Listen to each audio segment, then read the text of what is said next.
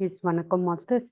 இந்த பிரபஞ்சத்துக்கு என்னுடைய நன்றி வணக்கத்தை தெரிவித்துக் கொண்டு, பிதாமக பத்திரிஜிக்கும் என்னுடைய நன்றி வணக்கத்தை தெரிவித்துக் கொண்டு, இன்னைக்கு நமக்கு வந்து இந்த சிவப்பிரகாசம்ல வந்து உமாபதி சிவாச்சாரியர் என்ன சொல்றாங்க அப்படின்னு பார்ப்போம். இன்னைக்கு என்ன சொல்றாங்கன்னா, இன்னைக்கு ஆகாமிய கர்மம், ஆகாமிய வினை இருக்குல்ல, அதை பற்றி நமக்கு சொல்றாங்க. ஸோ அதுக்கான பாடல் என்ன அப்படின்னு பார்க்கும்போது, மேலைக்கு வருவினை ஏது எண்ணில் அங்கண் விருப்பு வெறுப்பு என அறி அவ்விளைவும் எல்லாம் மூலத்த வினை பயில்வாம் எண்ணில் நாம் மேல் முத்தி அதன் பயன் உனக்கு முளைக்கும் என்பர் ஞாலத்து வினைகள் இரு திறன் ஆகும் புந்தி நன்னாத வினை நணுகும் வினை என ஒன்று இரண்டாம் ஏலத்தான் இடம் அகிதமாம் இதனால் வலுவாது எய்திடும் புண்ணிய பாவங்கள் என்றே அப்படின்னு அந்த பாடல் வந்து கொடுத்துருக்காங்க.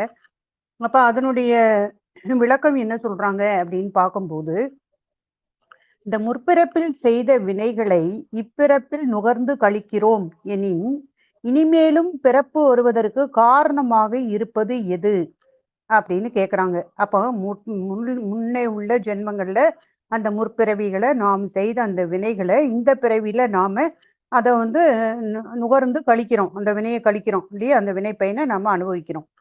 அப்படின்னா இனிமேலும் பிறப்பு வர்றதுக்கு காரணமா இருக்கிறது எது அப்படின்னு கேட்பின், இப்பிறப்பில் விளையின் பயனை நுகரும் இந்த உயிர்கள் நான் என்னும் அகங்காரத்தோடு நுகர்கின்றன அப்படின்னு சொல்றாங்க.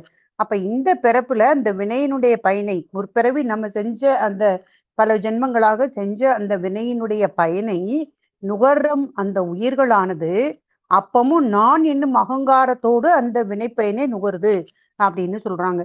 சோ அப்போது விருப்பும் வெறுப்பும் விளைகின்றன. அப்ப அகங்காரம்னாலே நமக்கு தெரியும், நான் எனது அப்படிங்கிற அந்த இதுதான், அதுக்கு பேர் தான் நம்ம வந்து அகங்காரம் அப்படிம்போம்.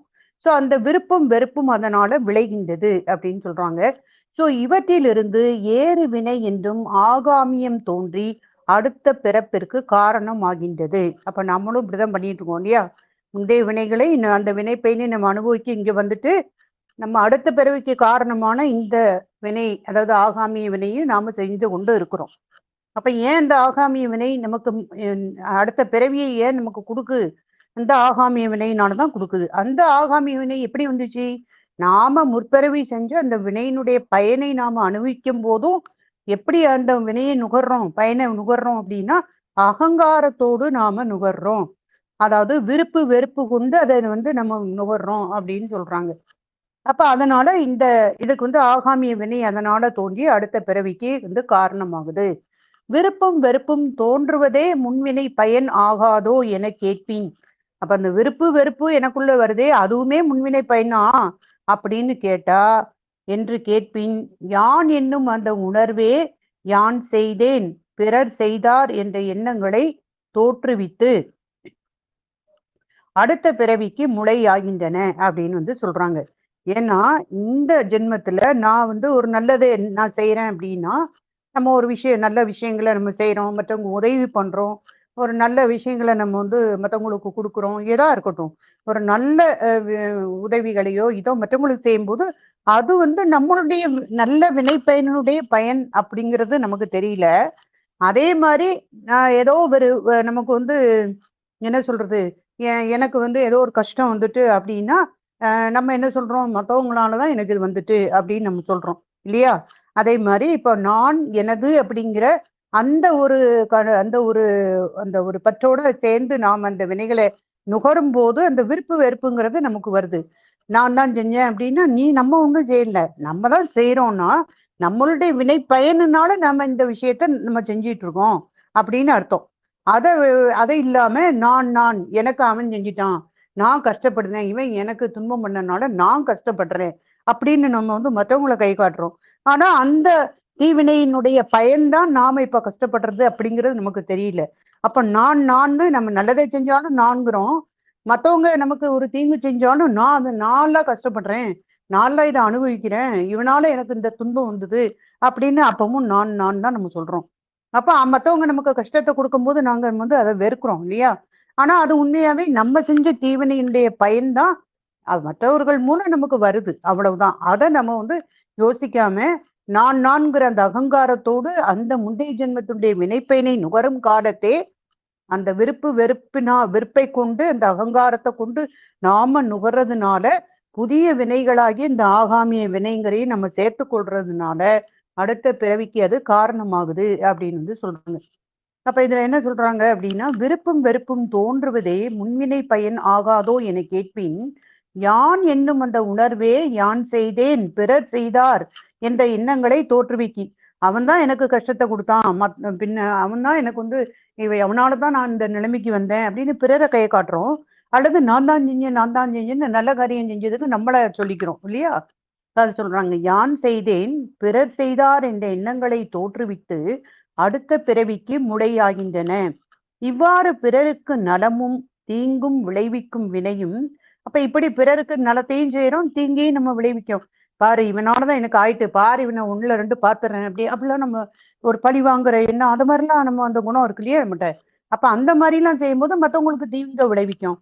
நான் தான் செஞ்சேன்னு நம்ம மத்தவங்களுக்கு நான் செஞ்சேங்கிற எண்ணத்துல மத்தவங்களுக்கு நல்லதும் செய்யணும், தீங்கும் நம்ம செய்யறோம் இல்லையா? அப்போ இவ்வாறு பிறருக்கு நலமும் தீங்கும் விளைவிக்கும் அந்த வினை இரண்டு வகை. ஒண்ணு அறிந்து செய்யும் வினை, மற்றது என்னதுன்னா அறியாது செய்யும் வினை அப்படின்னு ரெண்டு சொல்றாங்க. சில விஷயம் நம்ம அதுதான் நம்ம சாமி கும்பிடும் போது அறிந்தும் அறியாமலும் நான் செஞ்ச தப்பு தவறுகள் எல்லாம் மன்னிச்சுக்கொண்டு இறைவன்கிட்ட கேட்கும். ஸோ நம்ம அறிந்தும் வினையை செய்யறோம், அறியாமலும் வினையை செய்யறோம் அப்படின்னு ரெண்டு, அதாவது புத்தி பூர்வம் அபுத்தி பூர்வம் அப்படின்னு ரெண்டு வகையா அதை சொல்றாங்க. அப்ப எப்படி நம்ம அறிந்து செய்தாலும் அறியாம செய்தாலும் அவற்றின் பயன் தப்பாது விளையும், அதையே அவங்க சொல்றாங்க. ஓகேங்களா?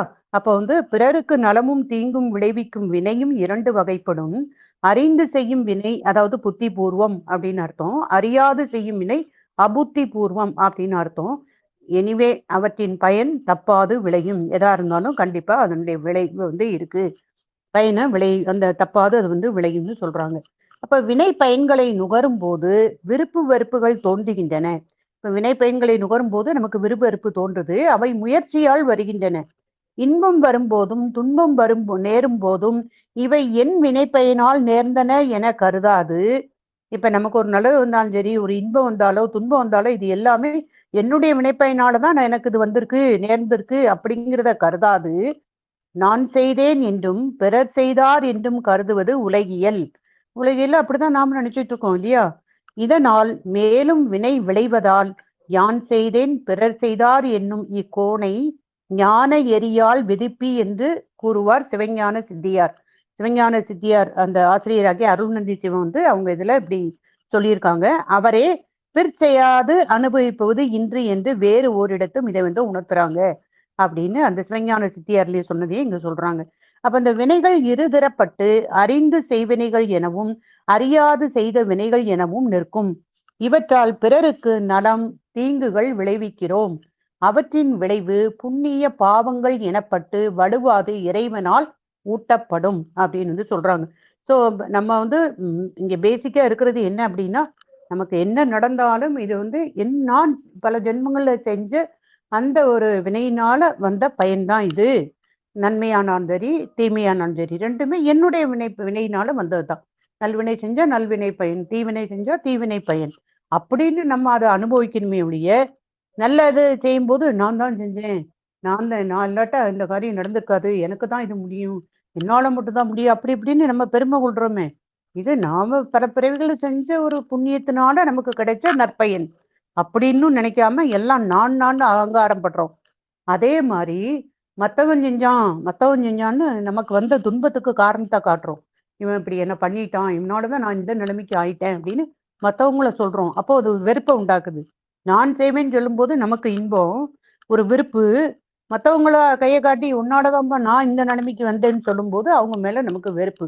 அப்ப இந்த வெறுப்புங்கிற அந்த முயற்சியோட நம்ம செய்யக்கூடிய வினைகள் எல்லாம் ஆகாமிய வினையா மாறி நமக்கு அடுத்த பிறவியை கொடுக்குது அப்படின்னு சொல்றாங்க. சோ இப்படி வெறுப்போடு செய்யக்கூடிய இந்த வினைகளும் ரெண்டு வகையா இருக்கு. ஒண்ணு அறிஞ்சு செய்யறோம், அறியாம செய்யறோம். புத்தி பூர்வம் செய்யறோம், அபுத்தி பூர்வமாவும் நடக்குது. அப்ப எப்படி செஞ்சாலும் சரி, நம்ம அறிந்து செஞ்சாலும் அறியாது செஞ்சாலும் அதுக்கு அதுக்கான விளைவு, அந்த பயன் அப்படிங்கிறது கண்டிப்பா அந்த விளைவுங்கிற ஒரு பயனை நம்ம அனுபவிச்சுதான் தீரணும் அப்படின்னு சொல்றாங்க. சோ அவற்றினுடைய விளைவு புண்ணிய பாவங்கள் எனப்பட்டு வலுவாது இறைவனால் ஊட்டப்படும் அப்படின்னு அதை சொல்லி முடிக்கிறாங்க மாஸ்டர்ஸ். இப்போ இன்னைக்கு வந்து ஆகாமிய கர்மா பத்தி நமக்கு சொல்லியிருக்காங்க. S masters. Thank you masters.